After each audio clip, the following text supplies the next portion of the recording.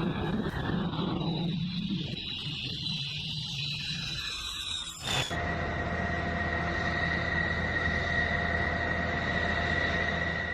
तस्वीरें अमेरिका के कैलिफोर्निया से सामने आई हैं, जो अमेरिका का एक बेहद ताकतवर B-52 बॉम्बर एयरक्राफ्ट क्रैश हो गया। इस हादसे में 8 लोगों की जानें चली गईं। बताया जा रहा है कि टेक ऑफ के कुछ ही सेकंड्स बाद एयरक्राफ्ट क्रैश हो गया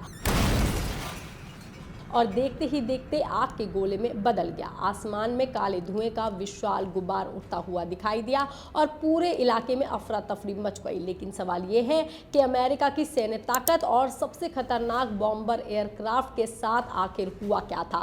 क्या इसमें कोई टेक्निकल फॉल्ट आया या फिर रनवे पर कोई दिक्कत हुई? अभी वहां के हालात क्या हैं? जांच में अभी तक क्या कुछ सामने आया है? ये एयरक्राफ्ट इतना खास क्यों है? चलिए हम आपको बताते हैं। ये हादसा सोमवार सुबह कैलिफोर्निया के एडवर्ड्स एयरफोर्स बेस पर हुआ। स्थानीय समय के मुताबिक उस समय सुबह के 11:20 का वक्त था, जब B-52 स्ट्रैटोफोर्टिस ने एक रूटीन मिशन के लिए उड़ान भरी थी।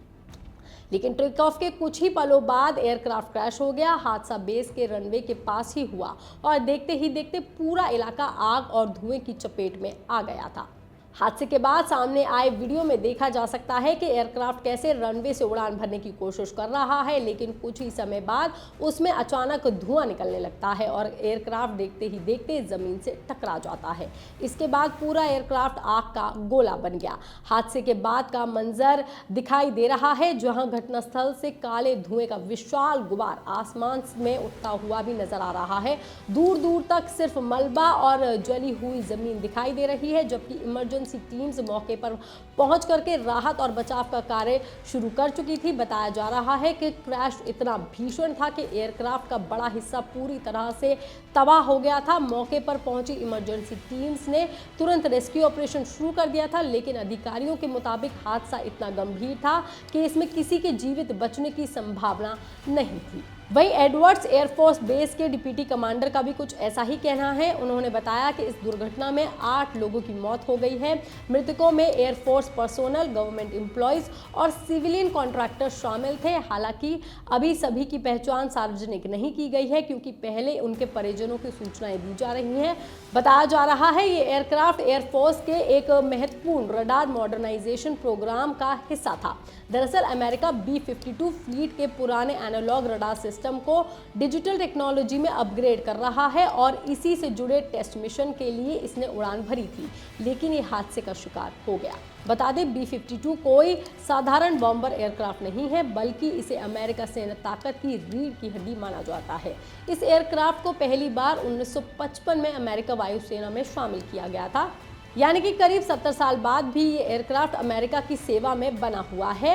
ये एयरक्राफ्ट एक बार में करीब 70,000 पाउंड तक का बॉम्ब और दूसरे हथियार ले जा सकता है। इतना ही नहीं, ये न्यूक्लियर वेपन्स ले जाने में भी सक्षम है। एयर रिफ्यूलिंग की सुविधा होने की वजह से ये लंबी दूरी तक उड़ान भर सकता है और ज़रूरत पड़ने पर हज़ारों किलोमीटर दूर जाकर के मिशन पूरा भी कर सकता है।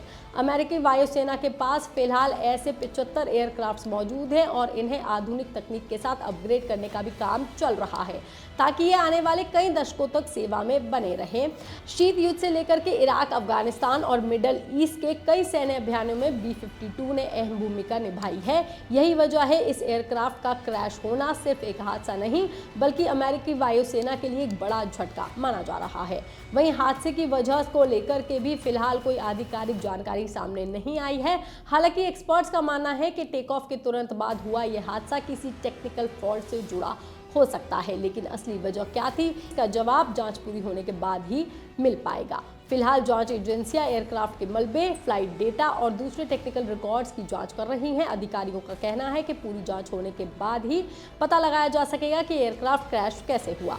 अभी सभी की नज़र इन्वेस्टिगेशन रिपोर्ट पर टिकी हुई है, क्योंकि सवाल सिर्फ एक एयरक्राफ्ट के क्रैश होने का नहीं रह गया है। सवाल ये है कि आखिर अमेरिकी वायुसेना का इतना अहम और भरोसेमंद एयरक्राफ्ट उड़ान भरने के कुछ ही सेकंड बाद कैसे हादसे का शिकार हो सकता है। ये खबर, ये जानकारी आपको कैसी लगी, आप हमें कमेंट करके जरूर बताएं। बाकी तमाम खबरों के लिए आप देखते रहिए लोकमत हिंदी।